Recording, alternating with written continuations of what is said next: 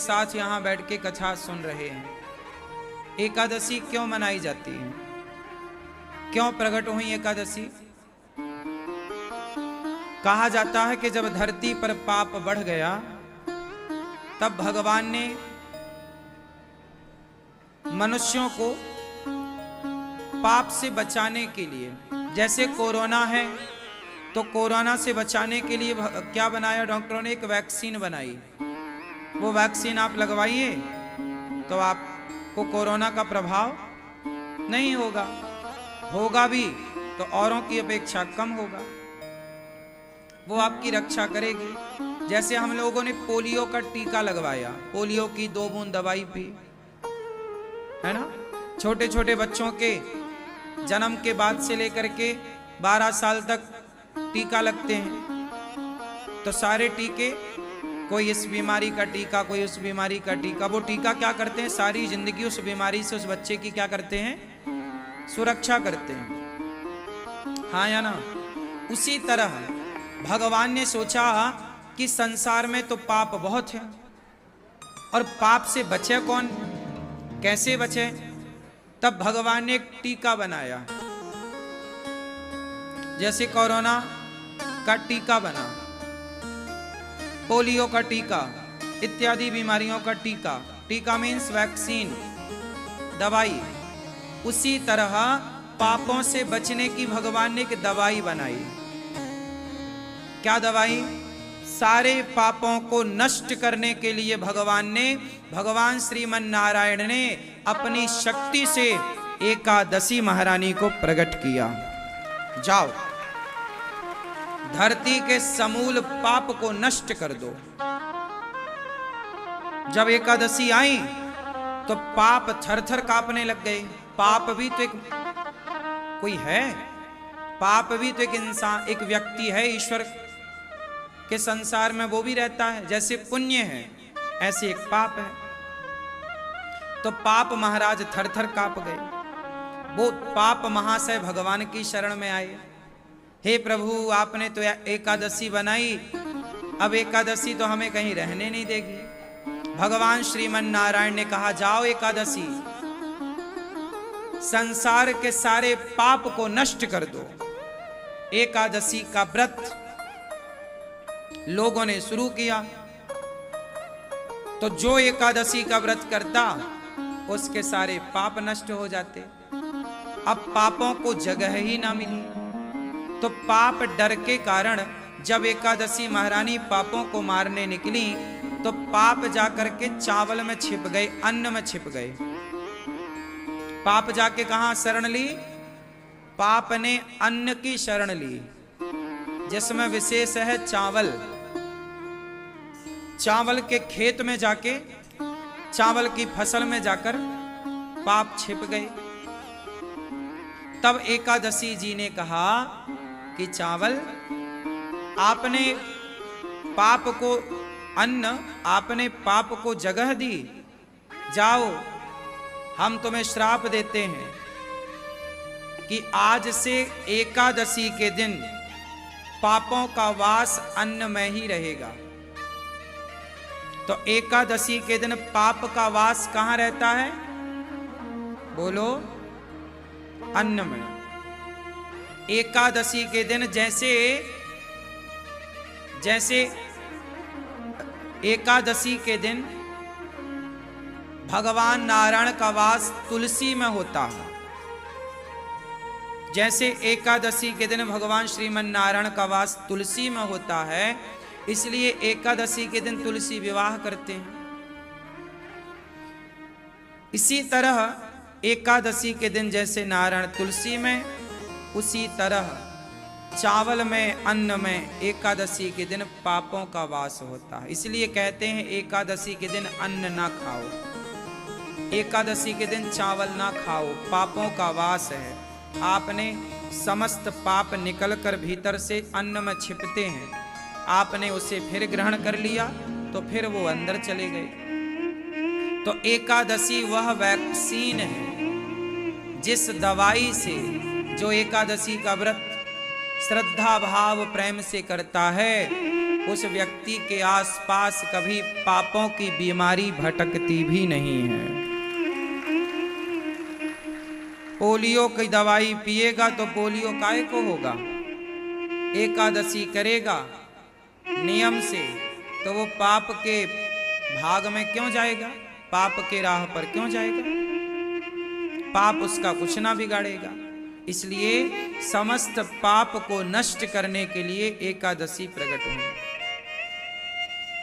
24 एकादशी होती हैं साल में, हर महीने की 2, 12 दूनी 24।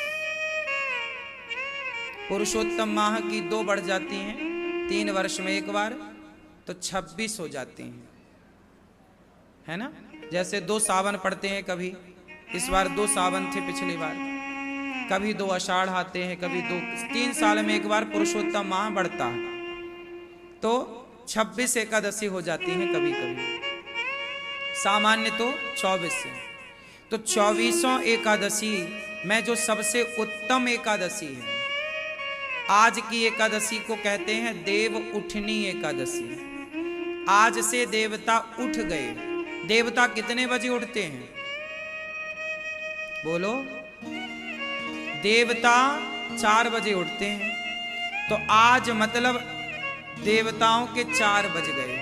देवता 6 महीने सोते हैं और 6 महीने जागते हैं, जिसे कहते हैं सूर्य उत्तरायण और सूर्य दक्षिणायन। जब सूर्य दक्षिणायन होते हैं तो देवताओं की रात होती है, सूर्य उत्तरायण होता है तो देवताओं का दिन होता है। तो सूर्य उत्तरायण कब से होता है? मकर संक्रांति से। इसलिए मकर में जब सूर्य आता है तब मकर संक्रांति होती है, तिल के लड्डू बांटे जाते हैं, हाँ या ना। तो हम लोग वो त्योहार भी मनाते हैं जनवरी में, तो सूर्य उत्तरायण तब होते हैं। लेकिन अभी देवताओं के 4 बज गए। 6 महीने का दिन, 6 महीने की रात। हमारा 1 साल होता है और देवताओं का 1 दिन होता है। ऐसे देवताओं की आयु भी 100 साल ही है, हमारी आयु भी 100 साल है, पर हमारा एक दिन 24 घंटे का होता है, दिन रात मिलाकर। देवताओं का 6 महीने का दिन होता है और 6 महीने का रात, उत्तरायण और दक्षिणायन। तो आज देव उठनी एकादशी का तात्पर्य है, आज देवताओं का भोर हो गया, 4 बज गए, देवता उठ गए। अब उठ करके वो क्या कर रहे हैं? नहाएंगे धोएंगे, नहा धो के फिर भगवान का वो ध्यान लगाएंगे। आज जैसे एकादशी है, फिर द्वादशी आएगी, त्रयोदशी आएगी, और ये जो चतुर्दशी आती है इसी को बोलते हैं बैकुंठ चतुर्दशी। और ये जो कार्तिक पूर्णिमा आती है, इस पूर्णिमा को क्या कहते हैं बताओ? देव दीपावली। इस पूर्णिमा को क्या कहते हैं? देव दीपावली। क्यों? क्योंकि पूर्णिमा, कार्तिक पूर्णिमा को, कार्तिक अमावस्या को हम लोग दीपावली मनाते हैं, हाँ या ना। और कार्तिक पूर्णिमा को देव दीपावली, देवता एकादशी को जागे तो जाग कर नहा धो करके वो दीप प्रज्वलित करते हैं, और वो दीप जला करके तीनों लोकों में दीप, जैसे आप दीपावली में कहाँ दीपक जलाते हैं? घर के अंदर, घर के बाहर, है ना, अड़ोसियों पड़ोसियों के घर में भी, आपके और कहीं जगह है, घर है, वहां भी आप जाके दीप जलाते हैं। तो देवताओं का वास मृत्युलोक में, पृथ्वी पर भी है, स्वर्ग में भी है, और उनका जाना आना बैकुंठ में भी है। इसलिए देव दीपावली के 1 दिन पहले, मतलब पूर्णिमा के 1 दिन पहले, चतुर्दशी को, कौन सी चतुर्दशी बोला? बैकुंठ चतुर्थ। उस दिन बैकुंठ के द्वार खुल जाते हैं, क्योंकि देवता दीप जलाने बैकुंठ भी जाते हैं। तो देवताओं की दीपावली कार्तिक पूर्णिमा है, इसलिए इसे देव दीपावली कहते हैं। तो देवता जाग कर, नहा धोकर, भगवान का ध्यान करके, फिर सभी देवता मिलजुल करके भोर में सवेरे सवेरे वो दीप जला करके दीपावली मनाते हैं। वो दीपावली मनाते हैं। क्योंकि जब हमारी दीपावली थी तब उनके 3:45 बज रहे थे, 3:45। क्यों? फिर आई एकादशी तो सवेरा हुआ, जाके अब वो दीपावली मनाएंगे।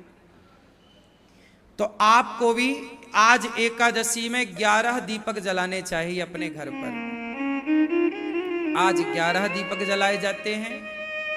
और जो चतुर्दशी आएगी, जिसे बैकुंठ चतुर्दशी कहते हैं, उस बैकुंठ चतुर्दशी में भगवान श्रीमन नारायण की पूजा करनी चाहिए दीप जला करके। और पूर्णिमा को हम सबको पूरे दीपक जलाने चाहिए। पूरे दीपक कितने? महीने के 30 आप जलाओ। वो तो देवताओं की दिवाली है, तो देवताओं के संग हम भी मनाएं तो बुराई क्या है।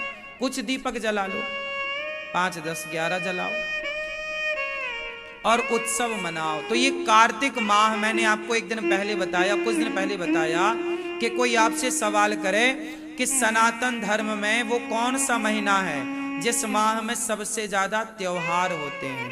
तो कार्तिक ही वो माह है जिसमें सबसे ज्यादा सनातन धर्म के एक साथ त्योहार आते हैं। धनतेरस कार्तिक में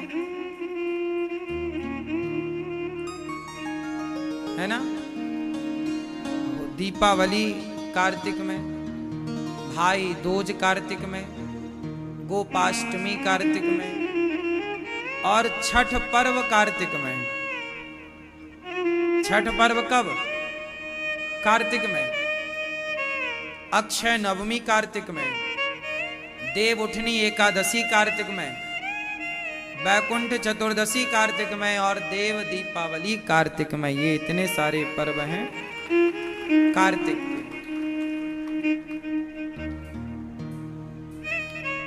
और किसी महीने में इतने सारे पर्व नहीं होते।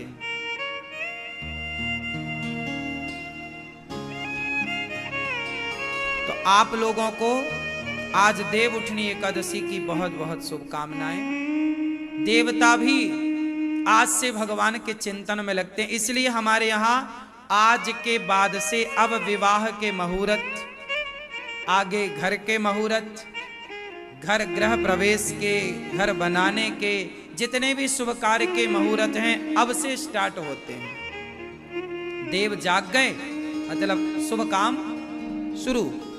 देवता सो गए तो निर्माण इत्यादि का काम नहीं करते, है ना।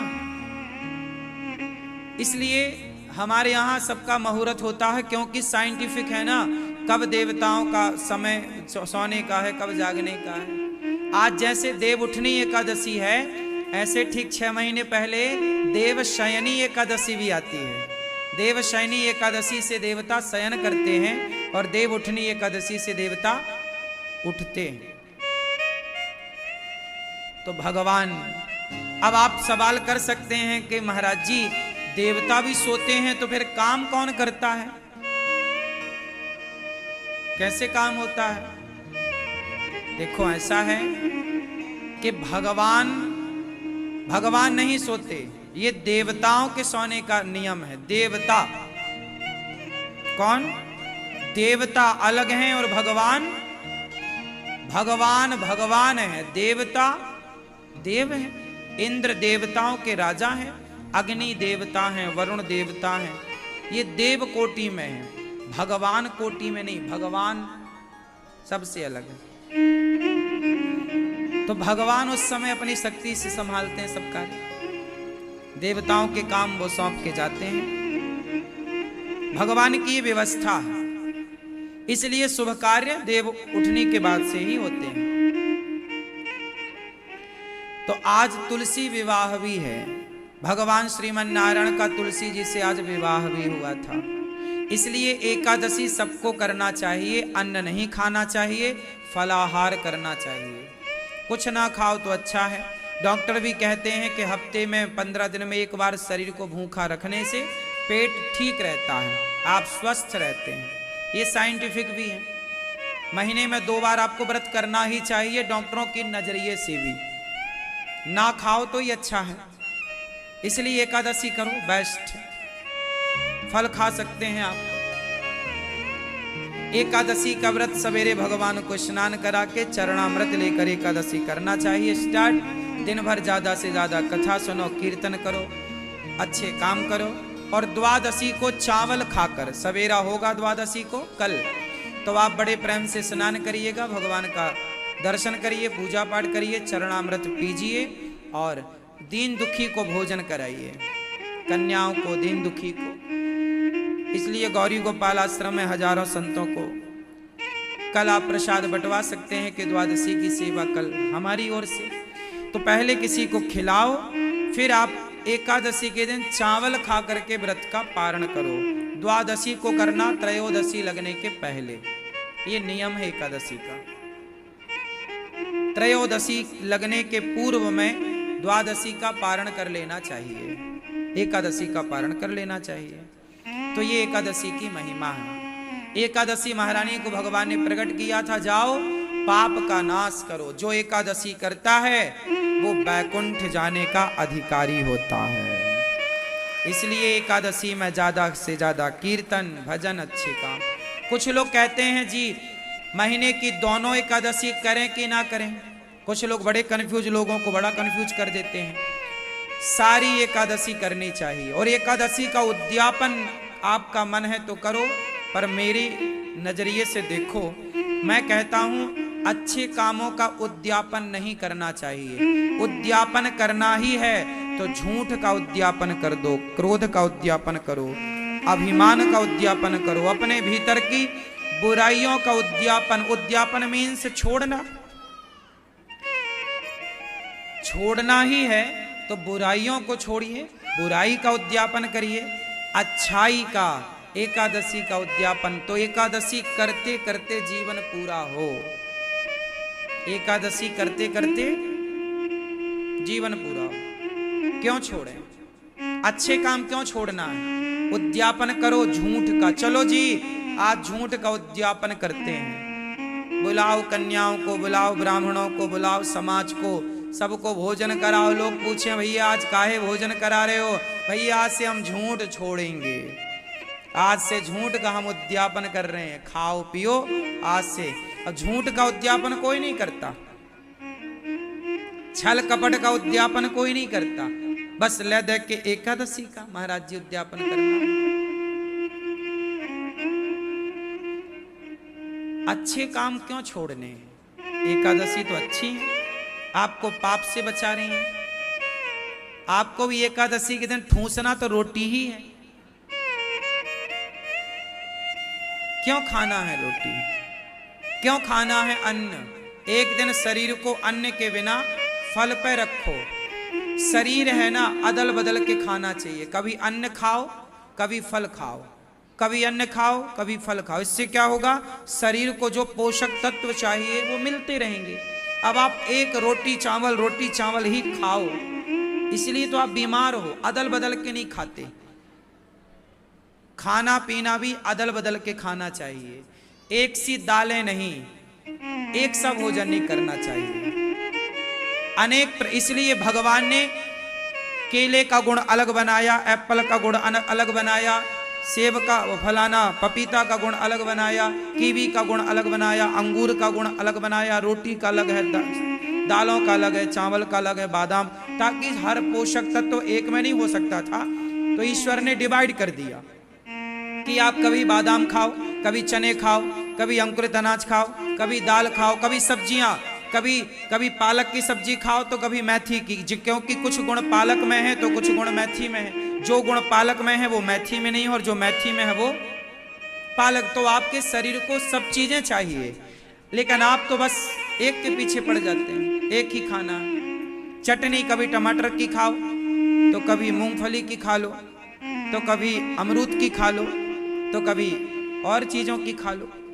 तो अदल बदल की चीजें हो, एक सा नहीं खाना होना चाहिए, आहार एक सा नहीं।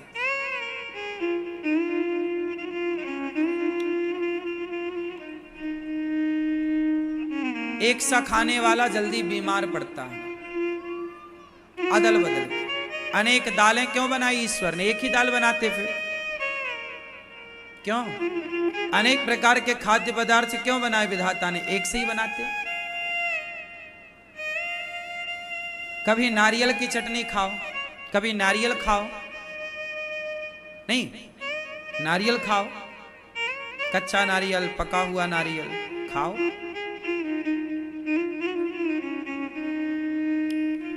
तो इस तरह से हमें त्योहारों को मनाना चाहिए। एकादशी के दिन जल्दी जाग कर स्नान करके पूजा करो, भगवान के कीर्तन करो बड़े प्रेम से, भगवान में ही वो दिन बीते। उस एकादशी के दिन पूरा दिन भगवान के नाम। कल हम लोगों ने सुना कि कपिल भगवान की मां देवहूति मां सिद्धा नाम की नदी बनकर बह गई। मनु जी महाराज की तीसरी बेटी प्रसूति, जिनका विवाह दक्ष से हुआ। सबसे छोटी बेटी सती, जिनका विवाह भगवान शंकर जी से हुआ। भगवान शंकर जी माता सती के साथ रहते हैं। वही सती पार्वती बनी और शिव पार्वती का विवाह हुआ। मनु जी महाराज के दो बेटे हैं, प्रियव्रत और मनु जी महाराज के दो बेटे प्रियव्रत और उत्तानपाद। उत्तानपाद की दो पत्नियां सुनीति और सुरुचि। सुरुचि के पुत्र हुए उत्तम, सुनीति के पुत्र हुए ध्रुव। देखो ध्रुव जी बहुत छोटे हैं, आयु बहुत कम है, लेकिन कम आयु में भी ध्रुव जी ने वो काम कर लिया जो ज्यादा आयु वाले नहीं करते। जरूरी नहीं है कि आप आयु से बड़े हों, आपकी उम्र कितनी है मायने नहीं रखती, आपके काम करने का तरीका क्या है ये मायने रखता है।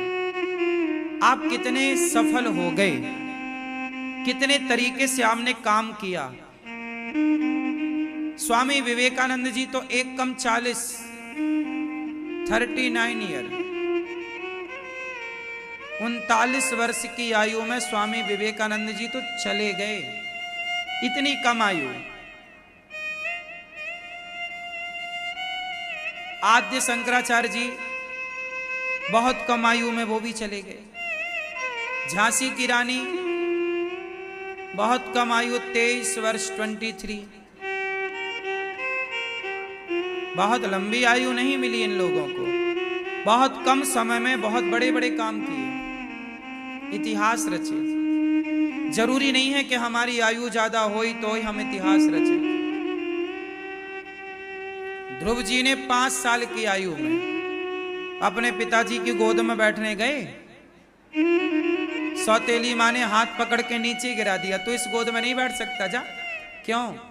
क्योंकि तू मेरा बेटा नहीं है, तूने मेरे गर्भ से जन्म नहीं लिया। जा पहले तप कर, तप करने से भगवान मिले तो भगवान से कहना कि वो मेरा बेटा बना के तुझे भेजें, तब तो इस गोद में बैठने का अधिकारी बनेगा। ध्रुव जी रो पड़े भरी सभा में, समाज के आगे। 5 साल का बच्चा था ध्रुव जी, 5 साल के। सौतेली माँ ने हाथ पकड़ के नीचे फेंक दिया, जा तू अधिकारी नहीं है इस गोद में बैठने का, अपमान। चल पड़े ध्रुव जी माँ के पास। माँ मेरा अपमान हो गया माँ। सुरुचि माँ ने कहा कि तू अभागन का बेटा है। माँ क्या मैं अभागी हूं? क्या आप अभागिन हो माँ? सुनीति ने कहा पुत्र मैं अभागिन हूं।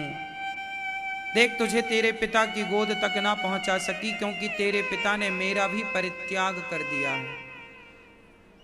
उत्तानपाद की 2 पत्नियां हैं, तो उन्होंने सुरुचि के कहने से सुनीति का तिरस्कार घर से निकाल दिया। सुनीति के पुत्र हुए फिर ध्रुव। दोनों माँ बेटे का अपमान हुआ। जब अपमान हुआ तो ध्रुव जी ने उस अपमान का बदला लेना चाहा। तब ध्रुव जी मां से कहते हैं मां मैं क्या करूं, क्या करूं? जा बेटा तप कर।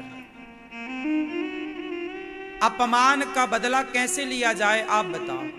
यदि कोई आपका अपमान करे तो कैसे बदला लेना चाहिए बताओ? उसका भी अपमान करो, क्या ये सही तरीका है? ना, ये बिल्कुल गलत तरीका, रॉन्ग। आपने मेरा अपमान किया, मैंने भी आपका अपमान कर दिया, तो फिर आप में और मुझ में अंतर रहा ही क्या? फिर तो कुत्ते ने आपको काटा तो आपने भी कुत्ते को काट लिया, तो फिर कुत्ते में और आप में अंतर ही क्या रहा? ये सही तरीका नहीं है। तो सही तरीका क्या है? कोई आपका अपमान करता है तो आप उसका अपमान मत करिए। क्या करें फिर कि बदला हो जाए? आपका कोई अपमान करे तो आप अपने आप को इतना सफल बनाओ, आप अपने आप को इतना सफल बनाओ कि वो अपमान करने वाला भी आपके साथ सेल्फी लेने के लिए मजबूर हो जाए, वो भी आपका सम्मान करने लग जाए, वो भी कहे वाह, इतने सफल होना, इससे बड़ा कोई तमाचा नहीं हो सकता कि जिसने आपका अपमान किया है आप इतने सफल हो जाएं कि वो अपमान करने वाले लोग आपके सामने बौने हो जाएं, छोटे हो जाएं। अपने आप को सफल बनाने में लगाओ, दूसरों को नीचा गिराने में नहीं कि तूने अपमान किया मैं भी करूंगा, नहीं, ये रास्ता गलत है। कोई आपका अपमान करता है तो करने दो, आप तेजी करो, तेजी से बढ़ो अपने लक्ष्य की ओर, अपने मुकाम तक पहुंचो, उलझो मत। यदि मैं आपको जवाब देने में उलझ गया तो मैं पहुंचूंगा ही नहीं फिर अपने लक्ष्य की ओर। खरगोश और कछुए की दौड़ आप लोगों ने बचपन में सुनी होगी, कौन आगे पहुंचता है? क्यों? जबकि फास्ट तो खरगोश दौड़ता है। खरगोश चलता है 10-20 कदम, थोड़ा दौड़ेगा, फिर वो यहां वहां चला जाएगा, यहां मुंह मारेगा वहां मुंह मारे। जबकि कछुआ सीधा चलता है, चलता ही रहता है, रुकता नहीं, भले वो धीरे चलता है पर वो चलता है। और कछुआ तेज चलता है पर वो यहां भागेगा, लेफ्ट जाएगा, राइट जाएगा, लेफ्ट जाएगा, सीधा नहीं चलता, थोड़ा आगे बढ़ेगा फिर यहां, बस यही है। आप कई बार अपने लक्ष्य से भटक जाते हैं। आप कहते हैं उसने मेरा अपमान किया है, मैं उससे बदला लूंगा। यदि आप बदला लेने में लग गए तो फिर आपका लक्ष्य तो रखा के रखा रह गया ना, आप अपने लक्ष्य तक कैसे पहुंचोगे? इसलिए बदला नहीं, आपको अपने लक्ष्य की ओर चलना है, कछुए की तरह सीधा। वो जो आज आपको गालियां दे रहे हैं साहब, वो जो आपको गलत कह रहे हैं, आज समय अच्छा होने दीजिए, सब अच्छा हो जाएगा। जो लोग आपको आज गलत कह रहे हैं वही लोग कल आपको अच्छा कहने लग जाएंगे, और जो लोग आज आपको अच्छा कह रहे हैं वही लोग कल आपको गलत भी कहने लग जाएंगे। तो दुनिया के चक्कर में ना पड़ो, ये कब अच्छा कह दें और कब बुरा कह दें। आपसे स्वार्थ पूरा हो जाएगा तो लोग आपको अच्छा कहेंगे, आपसे स्वार्थ पूरा नहीं होगा तो लोग आपको गलत कह देंगे। अब देखो ना, चंद्रमा, चंद्रमा तो वही है ना एक, बोलो हाँ, चंदा मामा तो वही है एक। लेकिन जब गणेश चतुर्थी का चंद्रमा आता है तो कोई नहीं देखना चाहता। ए भैया मत देखना आज के चांद को, आज के चंद्रमा को ना देखना, कलंक लग जाएगा, झूठा। वही चंद्रमा है, लेकिन गणेश चतुर्थी आते ही चंद्रमा को लोग त्याग देते हैं, नहीं देखते, बोले पाप लग जाएगा देखने से। लेकिन वही चंद्रमा जब करवा चौथ के दिन प्रकट होता है तो सारी दुनिया आंख उघारे देखने के लिए, इंतजार करने के लिए खड़ी रहती, कब आए कब आए। वही चौथ है, वो भी गणेश चतुर्थी, और ये भी करवा चौथ, वो भी चौथ का चांद है, ये भी चौथ का चंद्रमा है। लेकिन एक चंद्रमा को लोग देखते नहीं हैं और एक चंद्रमा को देखने का इंतजार करते हैं। समय समय की बातें। कभी दुनिया आपको देखना नहीं चाहती तो कभी आपके देखने के लिए, एक झलक पाने के लिए इंतजार करती है। ये समय समय की बातें हैं, हाँ या ना? इसलिए अच्छा समय लाकर खड़ा करो। अपने को मांजो, मांजना समझते हैं? अपने को साफ करो, अपना हुनर निखार के लाओ, अपनी काबिलियत समाज के सामने रखो। जब आप काबिल होंगे तो दुनिया आपको देखेगी। काबिल नहीं होंगे, समय अच्छा होता है ना, सब देखते हैं, बुरा होता है तो अपने भी ठुकरा देते हैं।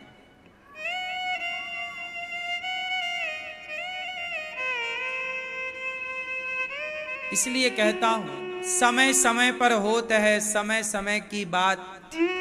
राम जन्म का दिन बड़ा, कृष्ण जन्म की रात। बताओ कौन बड़ा है, समय या पुरुष, पैसा? कौन बड़ा है, पैसा या समय? बोलो। समय। अर्जुन महाभारत का युद्ध जीत गए, वो उनका समय अच्छा था। लेकिन जब अर्जुन का समय बुरा आया तो जानते हो किससे हार गए? बोलो। जंगल के भीलों से। जंगल के, बोलो मेरी मां, जंगल के कोल भीलों से हार गए। कौन? अर्जुन, महाभारत जीतने वाले। कभी समय जिताता है तो कभी समय हराता है। समय बदलता है रे बाबा।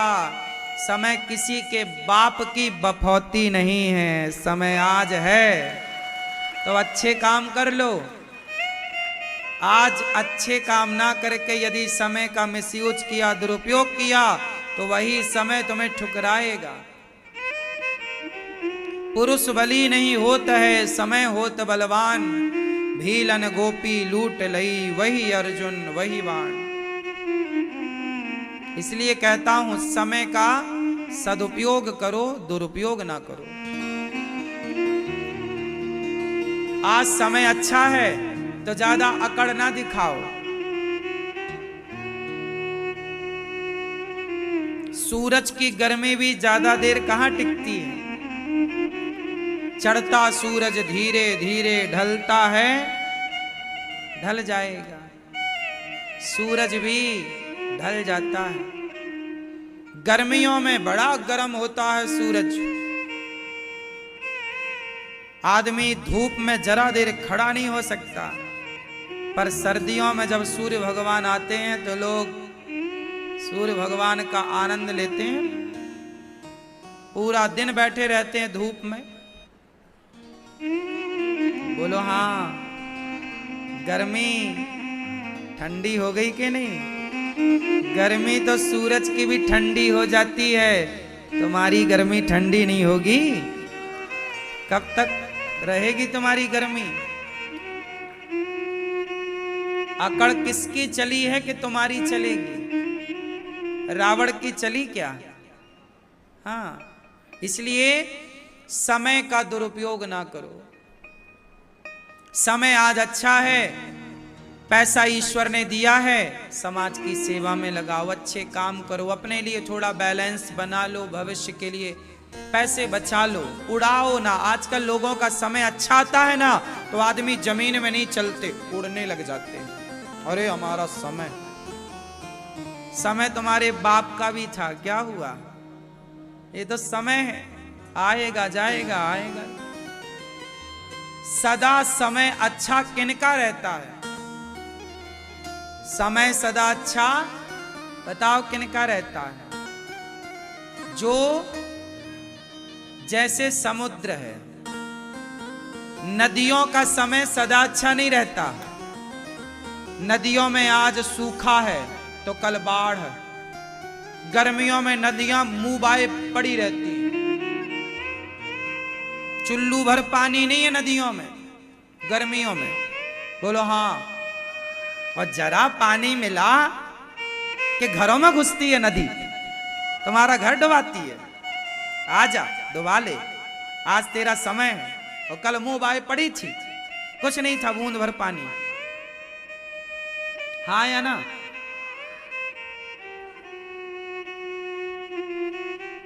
नदियों में गंभीरता नहीं है, नहीं होता तो कुछ भी नहीं होता, और होता है तो देखो तुम्हारा घर डुबाने तैयार है नदियां। लेकिन समुद्र, इतना पानी समुद्र के पास, लेकिन मर्यादा में रहता है। समुद्र के पास क्या है? गंभीरता। बोलो हाँ। और नदी के पास क्या नहीं है? गंभीरता। नदियों के अंदर गंभीरता नहीं है, जबकि समुद्र के भीतर, बोलो हाँ। इसलिए समुद्र के पास ज्यादा पानी है कि नदियों के पास ज्यादा पानी है? क्यों? जो गंभीर होता है ना, वो हर हाल में भरा है प्रसन्नता से। वो जरा नुकसान होने से परेशान नहीं होता, और जरा धनवान होने से अभिमानी नहीं होता। वो गंभीर है। जो गंभीर होगा वही धनवान होगा। समुद्र की तरह गंभीर बन जाइए, फिर देखो आपके पास लक्ष्मी जी भाग भाग के ना आए तो कह देना। अब तुम जरा पैसा मिल जाए, तुम पौआ पीते थे, अब 500 की बोतल पीने लग गए। लक्ष्मी जी बोली तुम 2 कौड़ी के हो, तुम्हारे पास आके क्या करेंगे? गंभीरता तो है नहीं। जरा पैसा मिला, पड़ोसियों को गाली देने लग गया बेवजह, तेरा ऐसा तेरा वैसा।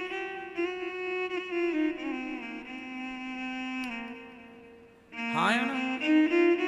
पैसा नहीं था तो साइकिल भी नहीं थी, पैसा मिला तो बड़ी गाड़ी खरीद के ले आया, और पड़ोसी के गेट में खड़ी करता है। हाँ, पड़ोसी को दिखाना चाह रहा है। क्यों? ये कौन लोग हैं? तुच्छे लोग, 2 कौड़ी के। ये नदी है, ये दूसरों का घर डुबाना चाहता है। 4 महीने उछल लो नदी बहन, 4 महीने बाद तुम्हारा पानी कम हो जाएगा। हाँ या ना? नहीं होता। और जरा अप्रैल मई आने दो, तुम्हारा अता पता ना होगा। बोलो हाँ। फिर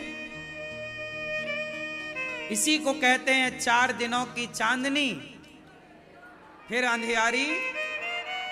तो आपको भी 4 दिनों की चांदनी बनना है क्या, या सदा? तो सदा रहना है तो समुद्र की तरह गंभीर बनो। और 4 दिनों के लिए यदि मौज मस्ती करना है